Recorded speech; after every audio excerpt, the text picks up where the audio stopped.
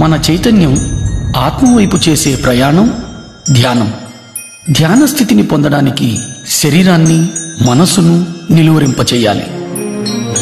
ఎప్పుడైతే శరీరాన్ని మనసును నిలువరింపచేస్తామో అప్పుడు మన చైతన్య పదార్థం ఆత్మవైపు ప్రయాణం చేస్తుంది. అప్పుడు మనలోకి అపారంగా విశ్వశక్తి ప్రవహిస్తుంది. ఎక్కువగా ధ్యానం చేయడం ద్వారా ఆత్మజ్ఞానాన్ని పెంచుకోగలుగుతాం. ఇప్పుడు మనం జ్ఞానం అంటే ఏమిటో తెలుసుకుందాం. ధ్యానం మనల్ని ఉన్నత జ్ఞానం వైపు నడిపిస్తుంది. జ్ఞానం అంటే మరేమీ కాదు, అనుభవం. అనుభవం అంటే సంపూర్ణంగా ఆత్మసహితంగా జీవించడం. అధికంగా సాధన చేయడం ద్వారా అధిక శక్తిని పొందగలుగుతున్నాం. అధిక శక్తి ద్వారా ప్రతి సందర్భంలోనూ సంపూర్ణంగా ఇమడగలుగుతాం. సంపూర్ణంగా ఇమడగలగడం ద్వారా ఉన్నత జ్ఞానాన్ని పొందగలుగుతాం.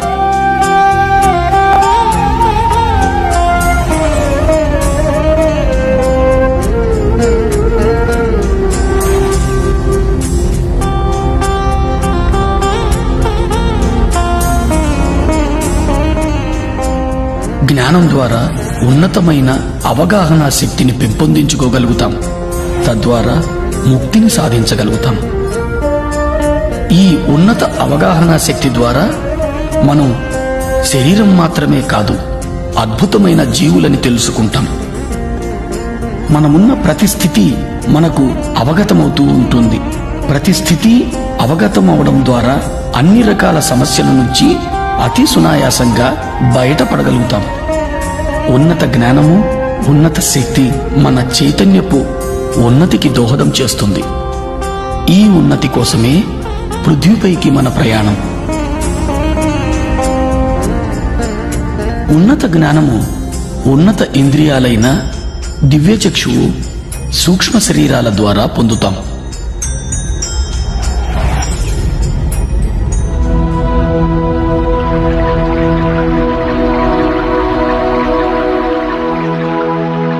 దివ్యచక్షువు అద్భుతమైన ఆత్మ యొక్క ఇంద్రియం.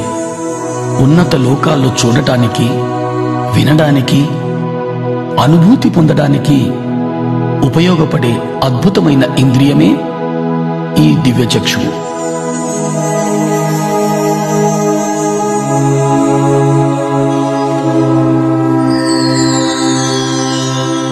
అత్యధికంగా ధ్యాన సాధన ద్వారా అధికంగా విశ్వశక్తిని గ్రహించడం జరుగుతుంది. అధికంగా పొందిన విశ్వశక్తి మనలో దివ్యచక్షువును ఉత్తేజితం చేస్తుంది. ధ్యానికి ఇదో అద్భుతమైన అనుభవం.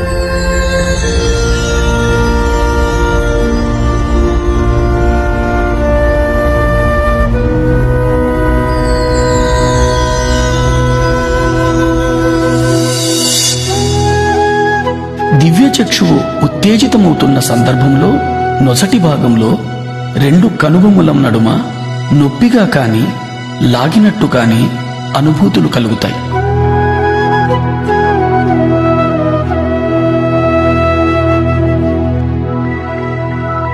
రకరకాల వర్ణాలు మన చుట్టూ పరిభ్రమిస్తున్నట్టు తెలుస్తుంది.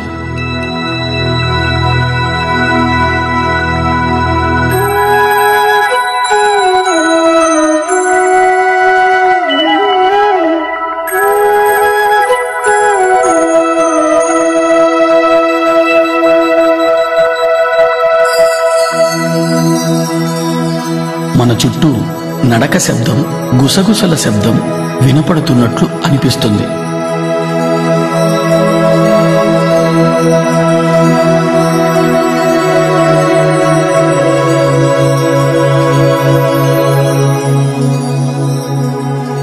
మనం ఓ పెద్ద చీకటి సొరంగంలో ప్రయాణిస్తున్న అనుభూతి కలుగుతుంది.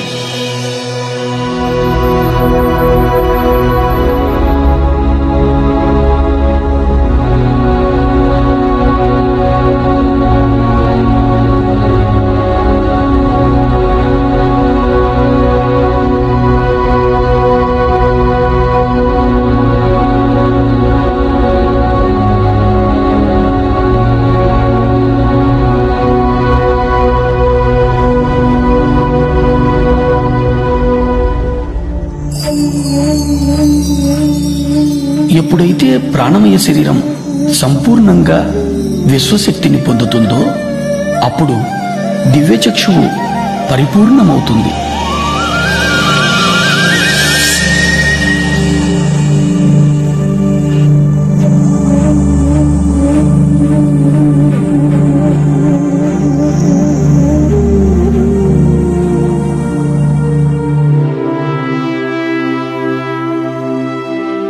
దివ్యచక్షువు పరిపూర్ణం పొందిన తరువాత మనం సుస్పష్టమైన దృశ్యాలను ఈ లోకానికి ఇతర లోకానికి చెందినవి చూడగలుగుతాం. ఈ పరిపూర్ణత వలన ప్రతి దృశ్యము సాధారణ కళ్ళ కంటే కూడా ఎంతో స్పష్టంగా చూడగలుగుతాం.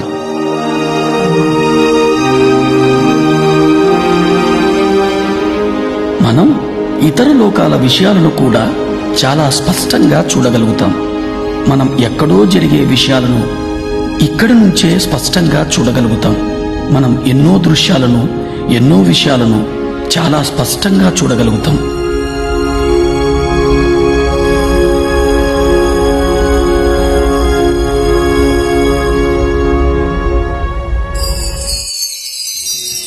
ఎన్నో రకాల శబ్ద తరంగాలను అంతరంగంలో వినగలుగుతాం.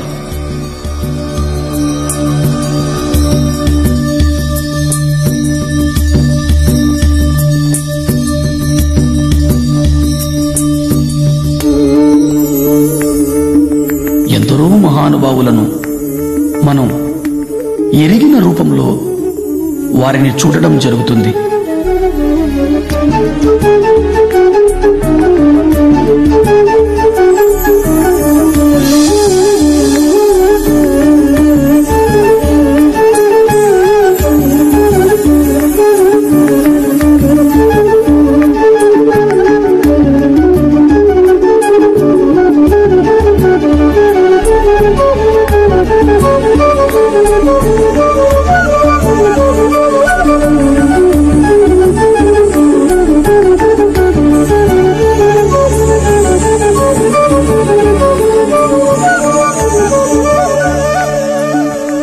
ఇంకా అధికంగా ధ్యానం చేయడం ద్వారా వ్యక్తి రూపంగా కనిపించే మహానుభావులు జ్యోతి రూపములో కనిపించడం జరుగుతుంది. జ్యోతి రూపములో కనిపించినా అది ఏ మహానుభావునికి సంబంధించిందో మనం స్పష్టంగా తెలుసుకోగలుగుతాం. మహానుభావుల నుంచి సందేశాలు వినగలుగుతాం.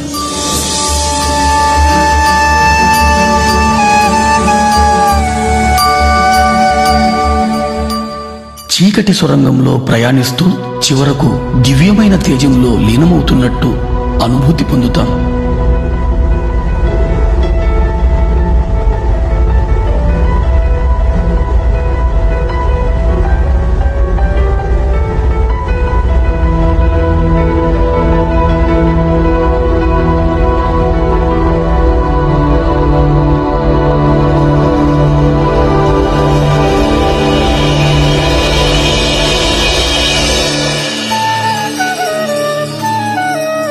మహానుభావుల సందేశాల ద్వారా ఇతర లోకాల వాస్తవాలను చూడడం ద్వారా అంతరంగంలో ఏర్పడే అనుభూతుల ద్వారా మనం మన సమస్యలన్నిటికీ పరిష్కార మార్గాన్ని పొందగలుగుతాం.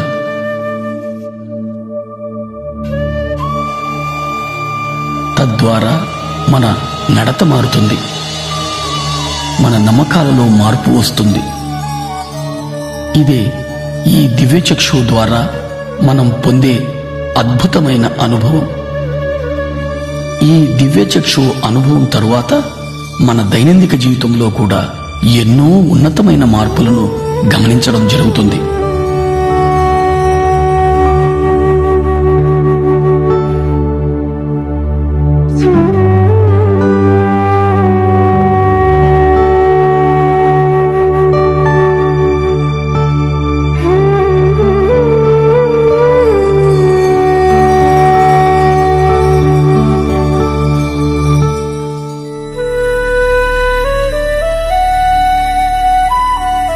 ఆత్మ యొక్క మరో ఇంద్రియమే ఈ సూక్ష్మ శరీరం. ఇతర లోకాలలో విహరించడానికి, ఇతర లోకాల జ్ఞానాన్ని పొందడానికి ఉపయోగపడే సాధనం సూక్ష్మ శరీరం. సూక్ష్మ శరీరం మన చైతన్య పదార్థపు మరో రూపం, మన స్థూల శరీరపు ప్రతిరూపములా ఉంటుంది. సాధారణ స్థితిలో చైతన్య పదార్థం మన స్థూల శరీరమంతా వ్యాపించి ఉంటుంది. ఎప్పుడు మనం సంపూర్ణంగా విశ్వశక్తిని పొందుతామో, ఎప్పుడు మనకు సూక్ష్మ శరీర యానం చేయాలనే అనుభూతి కలుగుతుందో, అప్పుడు మన చైతన్య పదార్థం సూక్ష్మ శరీర రూపంలో యానం చేస్తుంది. సాధారణంగా సూక్ష్మ శరీర యానపు అనుభవాన్ని ఎరుక లేకుండా నిద్రలో మనం పొందుతున్నాం. వీటినే మనం కలలు అంటాం. ఎరుకతో మనము ఈ సూక్ష్మ శరీర యానపు అనుభవాన్ని పొందే అవకాశం ఒక్క ధ్యాన స్థితిలో మాత్రమే జరుగుతుంది. సూక్ష్మ శరీరం కాల పరిస్థితులకు అతీతంగా ప్రయాణించగలదు. ఎరుకతో సూక్ష్మ శరీర యానం చేసిన తరువాత సరికొత్త కోణంలో జీవిత గమనాలను దర్శించడం జరుగుతుంది.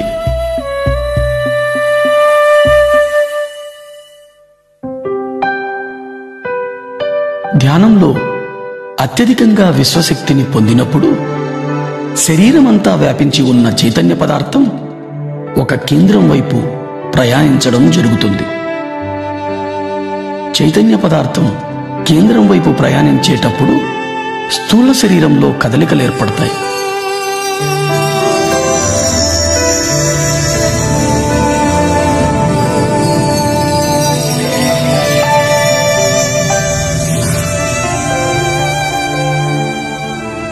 మనం మన శరీరమంతా తేలికైపోతున్న అనుభూతి పొందుతాం.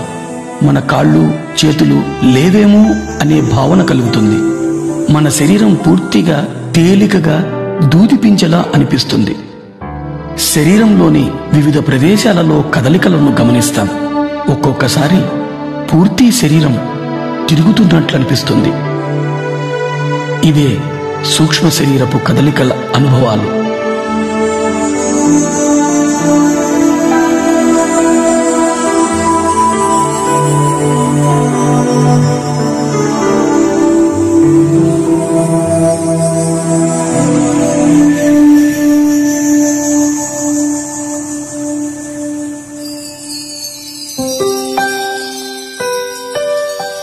తీవ్ర ధ్యాన సాధన చేయడం ద్వారా అత్యధిక విశ్వశక్తిని పొందడం జరుగుతుంది. శరీరమంతా వ్యాపించి ఉన్న చైతన్య పదార్థం సూక్ష్మ శరీర రూపం ధరించి విపరీతమైన వేగంతో కదలడం జరుగుతుంది. తద్వారా స్థూల శరీరంలో కదలికలు ఏర్పడతాయి. ఆ కదలికల తరువాత సూక్ష్మ శరీరం స్థూల శరీరం నుంచి వెలుపలికి వస్తుంది.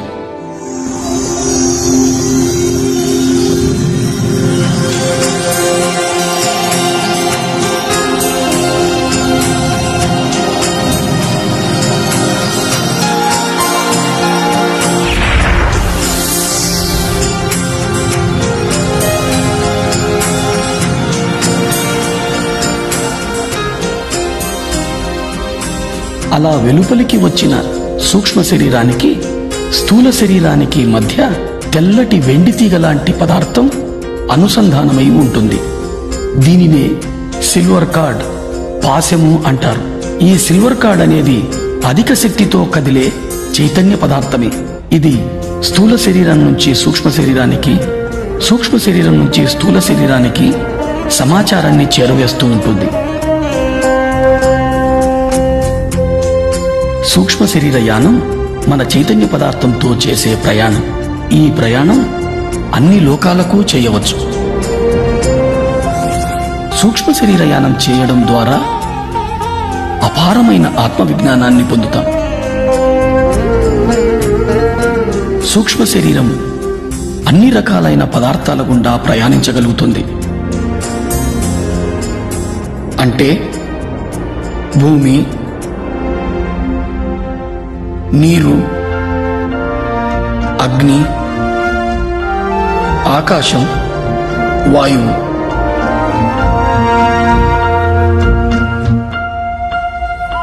సూక్ష్మ శరీరం అన్ని లోకాలలోనూ ఎటువంటి అడ్డంకులు లేకుండా విహరించగలుగుతుంది.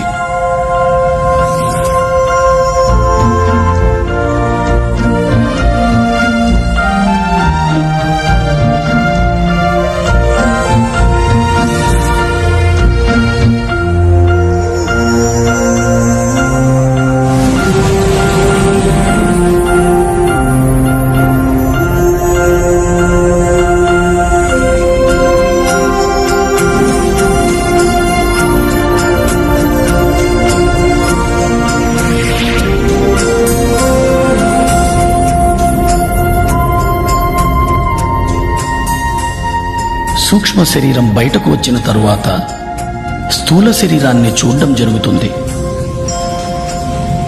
ఇది ఓ మహత్తరమైన అనుభవం.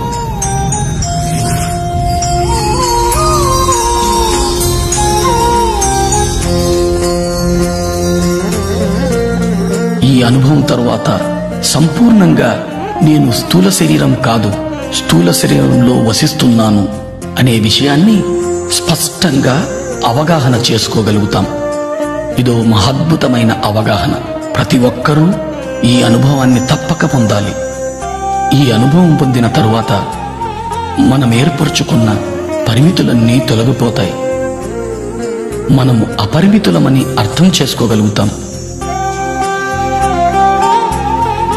ఈ అనుభవం తరువాత నేను అంటే చైతన్య పదార్థం అని స్పష్టంగా అవగతమవుతుంది.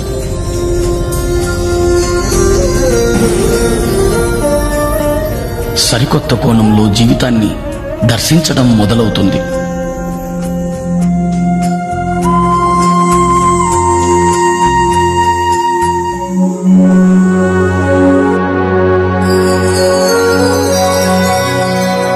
నిర్వాణ.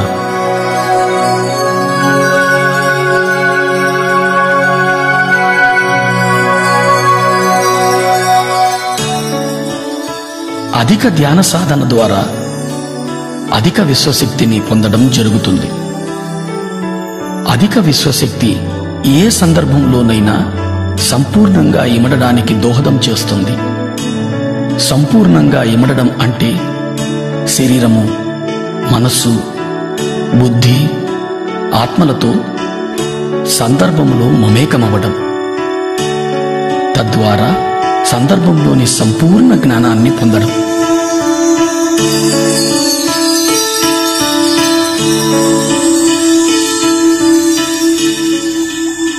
సాధారణ వ్యక్తి జీవితంలో అనుభవాలను మాత్రమే పొందుతాడు. అనుభవంలో ఇమిడి ఉన్న జ్ఞానాన్ని అవగతం చేసుకోలేడు. ఎందుకంటే అనుభవాలను స్థూల రూపంలో మాత్రమే చూడగలుగుతాడు.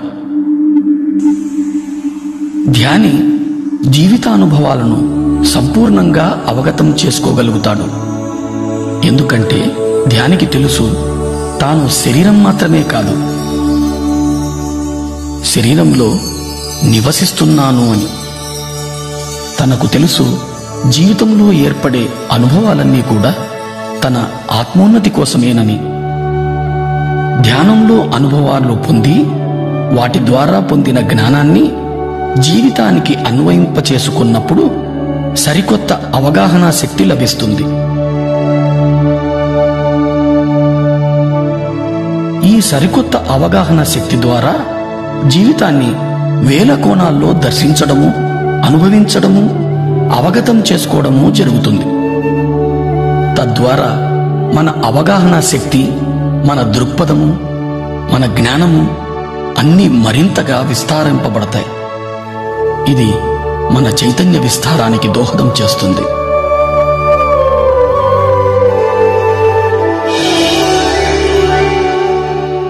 ఈ స్థితిని ధ్యానంలో 1000 రేకుల బంగారు కమలం వికసిస్తున్న అనుభవంగా పొందుతాం.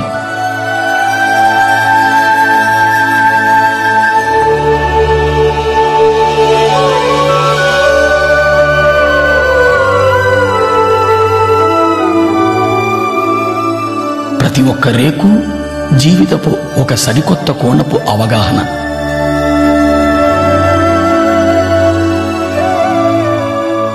ఇలా వేల కోణాల్లో జీవితాన్ని దర్శించగలిగినప్పుడు ఇతర జీవరాశుల మీద కూడా అవగాహన పెరుగుతుంది. ఈ అనుభవం ద్వారా మనకు చాలా స్పష్టంగా అర్థమయ్యే సత్యం మనకు చావు లేదు అని, మనం సదా జీవించి ఉన్న చైతన్య పదార్థాలు అని. పుట్టుక, చావుల సంపూర్ణ జ్ఞానాన్ని అవగతం చేసుకోగలుగుతాం.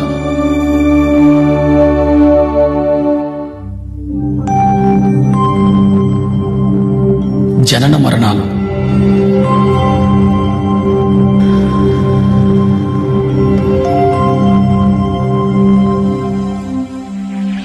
మనం విశ్వ చైతన్యం నుంచి అంశగా విడివడి పృథ్వీపైకి చేరుతున్నాం.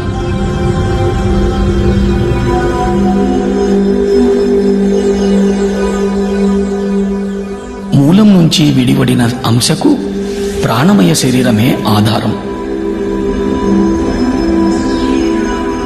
ఈ పృథ్వీపైకి మన రాకకు కారణం రకరకాల అనుభవాల జ్ఞానాన్ని పొందడం కోసమే. దాని కొరకు మనం గర్భాన్ని, తల్లిదండ్రులను, పరిసరాలను, పరిస్థితులను ఎంచుకొని వస్తాం. జన్మ విచారం మొత్తం ఆత్మ ఎరుకలో ఉంటుంది. గర్భాన్ని ఎంచుకున్న తరువాత అంశ గర్భంలో చేరుతుంది. ఎప్పుడైతే అంశ గర్భాన్ని చేరుతుందో గర్భస్థ శిశువుకు ప్రాణం చేకూరుతుంది.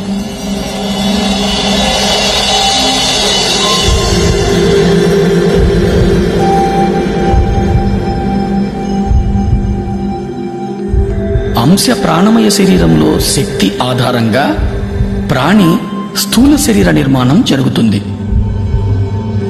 అంశ సంపూర్ణంగా మూలంతో అనుసంధానమై ఉంటుంది. అది ప్రాణిగా తొలి శ్వాస తీసుకునే వరకు. తల్లి గర్భంలో నుండి బయటకు రాగానే ప్రాణిగా బయటి శ్వాస తీసుకోవడం జరుగుతుంది. ఇదే జననము అంటారు.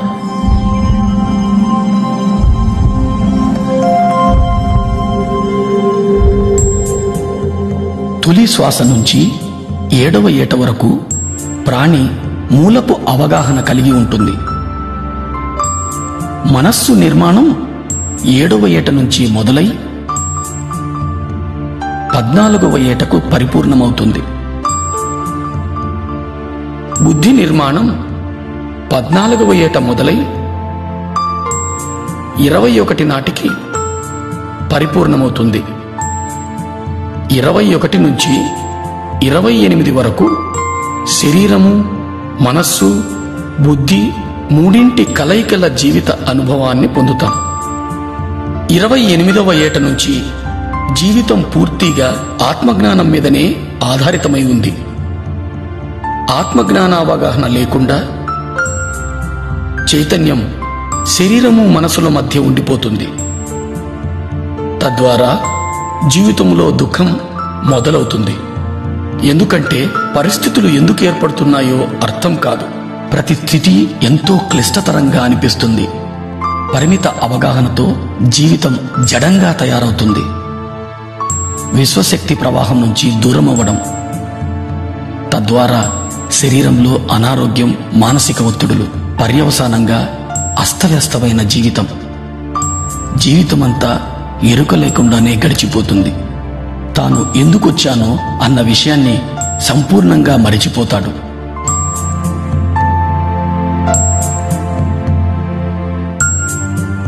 అస్తవ్యస్త అవగాహనల మూలంగా యవ్వనం, వృద్ధాప్యం గడిపి చివరకు శరీరం వదిలిపోతాడు. దీన్నే మనం చావు అంటాం.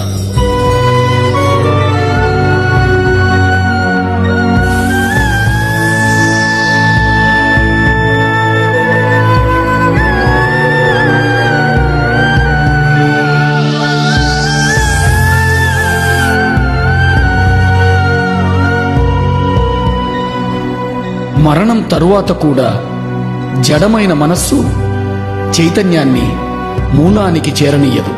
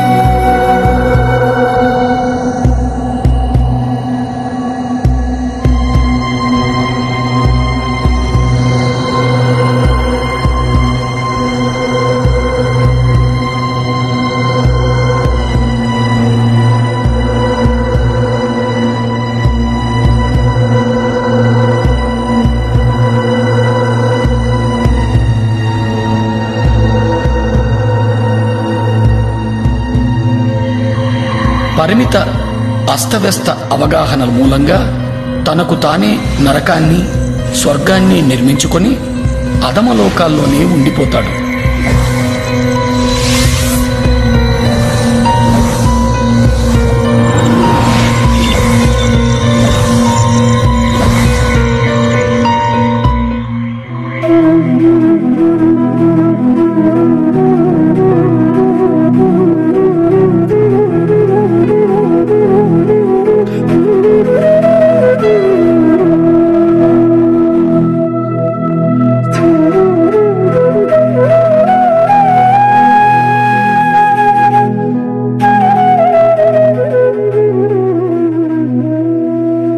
మన చైతన్యాన్ని ఆత్మలో అనుసంధానం చేసి జీవించడం జరుగుతుందో అప్పుడు అన్ని సందర్భాలలోనూ ఆనందమయంగానే జీవించడం జరుగుతుంది.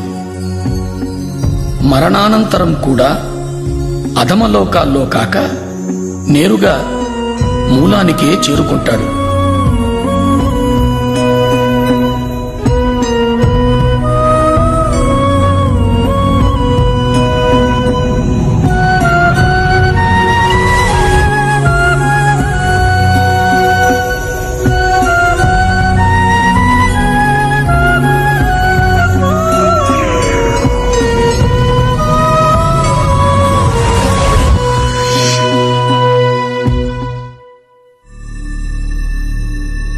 దివ్యచక్షువు సూక్ష్మ శరీరయాన అనుభవాల ద్వారా, జనన మరణ అవగాహనల ద్వారా శరీరము, మనస్సు, బుద్ధి, ఆత్మ, చైతన్య పదార్థము, విశ్వశక్తుల సంపూర్ణ అవగాహన ఏర్పడుతుంది.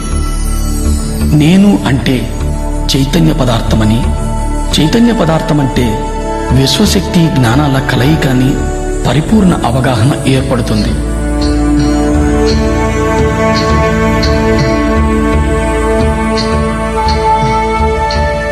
ఈ అవగాహనతో జీవితాన్ని సాగించగలిగినప్పుడు ఇతర లోకాల నిర్మాణానికి, ఈ మహావిశ్వ నిర్మాణానికి సంబంధించిన జ్ఞానం పొందడం జరుగుతుంది.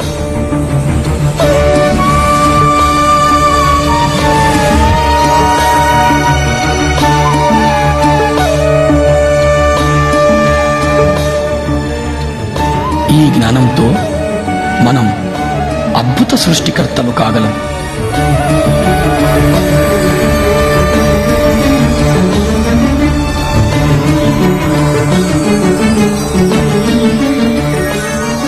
అప్పుడు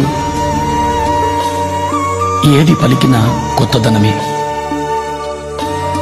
ఏ ఆలోచన వచ్చినా నవనిర్మాణమే, ఏది చేసినా ఓ నవ సృష్టే.